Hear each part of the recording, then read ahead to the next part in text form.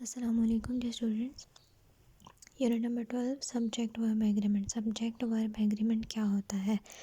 Subject verb agreement का मतलब ये है कि सब्जेक्ट ऑफ द सेंटेंस यानी कि जिसकी बात हो रही है और verb of the sentence for example is are am या जो भी काम सेंटेंस में हो रहा है वो अकॉर्डिंग टू द सब्जेक्ट हो।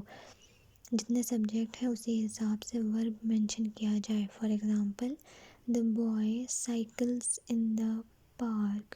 जब सिंगल वर्ब आता है तो सिंगल सब्जेक्ट के साथ वर्ब में एस या एस मेंशन किया जाता है। बॉय जो है वो सिंगल सब्जेक्ट है, साइकिल्स साइकिल के साथ एस मेंशन हो गया क्योंकि ये सिंगल सब्जेक्ट है। सिंगल सब्जेक्ट में वर्ब के साथ एस या एस मेंशन किया जाता है।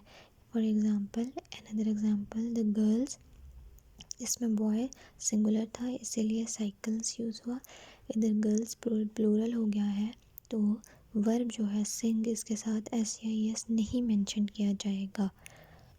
आपकी फ़र्स्ट एक्सरसाइज भी यही है कि कहाँ पर एस और एस लगाना है और कहाँ पर नहीं।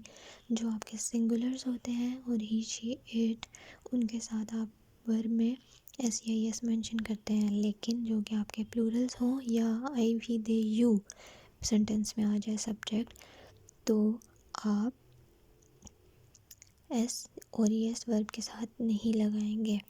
द सिंगुलर सब्जेक्ट या दिया हुआ है आपका सिंगुलर सब्जेक्ट बॉय सिंगल है, जो एग्री करना चाहिए वर्ब के साथ सिंगुलर वर्ब, मतलब सिंगल सब्जेक्ट का जो वर्ब होगा उसको सिंगुलर वर्ब कहेंगे। ऐसा नहीं कि वर्ब सिंगल होगा, साइकिल्स डबल नहीं होगी। ये सिंगुलर के साथ जो वर्ब लगना चाहिए वही है, इसीलिए इसका नाम सिंगुलर वर्ब है। इसका एस और एस ई एस से कोई कनेक्शन नहीं कि ये सिंगुलर्स हैं या प्लूरल्स। सिंगुलर का वर्ब है ये सिंगुलर और इसके साथ जो वर्ब लगेगा उसको सिंगुलर वर्ब कहा जाएगा। इसी तरह गर्ल्स प्लूरल है और इसके साथ जो वर्ब लगा सिंग ये प्लूरल वर्ब होगा क्योंकि ये प्लूरल का वर्ब है। नेक्स्ट सेंटेंस में द डॉग इज़ फियर्स। अब इज़ और आर की बात है, इज़ आर या हैज़ हैव, तो सिंगुलर सब्जेक्ट है डॉग इसलिए उसके साथ हमने इज़ लगाया, इज़ भी सिंगुलर वर्ब आ गया। प्लूरल है चिल्ड्रन, चाइल्ड की प्लूरल चिल्ड्रन, तो the children are noisy, is singulars के साथ आर प्लूरल्स के साथ। इसी तरह हैज़ और हैव भी आपकी एक्सरसाइज में है जो कि आपके चैप्टर में नहीं गिवन। हैज़ जो है वो सिंगुलर्स के साथ यूज़ होता है, हैव प्लूरल सब्जेक्ट्स के साथ यूज़ होता है। नाउ मूविंग टू पेज 83, आपकी डेफिनेशन जो है ये मेंशन्ड है, मैंने मार्क कर दिया। आपको डेफिनेशन के लिए बहुत इश्यूज़ हैं और डेफिनेशंस नोटबुक्स पे नहीं उतारनी, मेरा कोई कंसर्न नहीं है इस तरह का कि आप लोग नोटबुक्स जो हैं वो डेफिनेशंस को राइट डाउन करें नोटबुक्स पर। अभी फ़िलहाल के लिए आप डेफिनेशंस नहीं लिखेंगे, सिर्फ आप लोग इसी बुक पे जो एक्सरसाइजेस दी हुई हैं वो मेंशन करेंगे। Complete sentence contains a subject and a verb. अब जो एक मुकम्मल सेंटेंस होता है उसमें सब्जेक्ट भी होता है और वर्ब भी होता है। सब्जेक्ट जिसकी बात की जा रही है और वर्ब जो काम हो रहा हो। तो जो सिंगुलर सब्जेक्ट होता है उस पर सिंगुलर के वर्ब ही लगने चाहिए और जो प्लूरल सब्जेक्ट है उस पर प्लूरल के ही वर्ब लगने चाहिए। और डेफिनेशन है द सब्जेक्ट चाहे नाउन हो या प्रोनाउन। नाउन मतलब किसी का नाम मेंशन हो या उसकी जगह उसका प्रोनाउन हिज या हर भी यूज़ किया हो या he she must agree with the verb, उसको वर्ब के साथ एग्री होना चाहिए लाजमी। He agrees to help me, अब ये सिंगुलर था इसलिए हमने एस और एस मेंशन किया।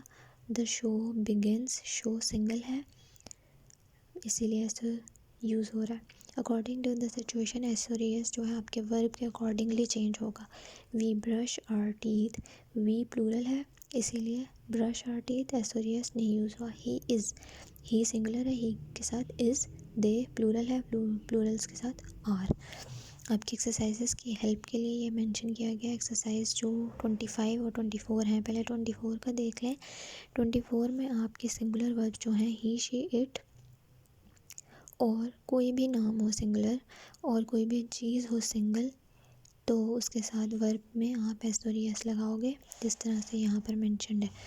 और जो ये वाले आपके वर्ड्स हैं आई, वी, दे, यू और प्लूरल, अगर आपका सब्जेक्ट जो है वो आई मतलब मैं हूँ, अगर आप अपने बारे में सेंटेंस लिख रहे हो आई मेंशन करके, या वी, दे या यू, आई दो आप ये कह सकते हो कि सिंगुलर होता है, लेकिन इसको हम काउंट प्लूरल्स में ही करते हैं और इसके साथ प्लूरल के ही वर्ब लगाए जाते हैं आई के साथ। तो आई, वी, दे, यू और बाकी प्लूरल्स के साथ सिर्फ वर्ब आएगा, जैसा कि इसमें आया है वी ब्रश आवर टीथ, सिर्फ ब्रश नॉट ब्रशेस।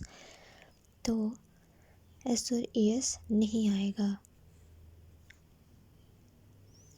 एक्सरसाइज 25 में आपने क्या करना है, इज़, आर और हैव मेंशन करना है। इज़ और हैज़ जो है वो सिंगुलर्स के साथ आते हैं और ही शीट के साथ। आर और हैव जो है वो प्लूरल्स या आई, वी, दे, यू के साथ आते हैं। बहुत ही इजी एक्सरसाइजेस है। पहला जो है सॉल्व किया हुआ है, Mary dash very well dance और dances. Mary is a singular तो वर्ब के साथ एस और ई एस आएगा, एस या ई एस, इसीलिए डांसेस। नेक्स्ट पेज पे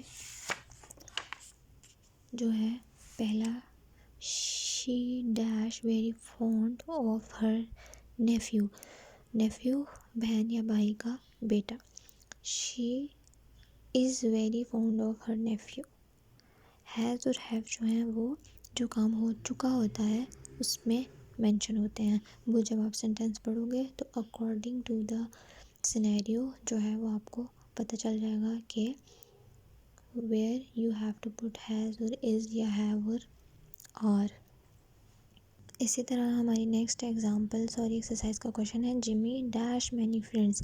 अब जिमी इज़ तो नहीं हो सकता, जिमी इज़ मैनी फ्रेंड्स, तो हैज़ या हैव में से लगाना है। जिमी सिंगुलर है या प्लूरल, अकॉर्डिंग टू दैट आप हैज़ या हैव मेंशन करोगे। इसी तरह से बाकी सारे सेंटेंसेस जहाँ पे हैज़ या हैव लगना चाहिए या इज़ और आर, ध्यान से देख के कि आपका सब्जेक्ट जो है आपका जिसके बारे में आप बात कर रहे हो, नाउन है या प्रोनाउन, जो भी हो, सिंगुलर है या प्लूरल, ये देखना आपने कि उसके साथ सिंगुलर का वर्ब लगना चाहिए या प्लूरल का।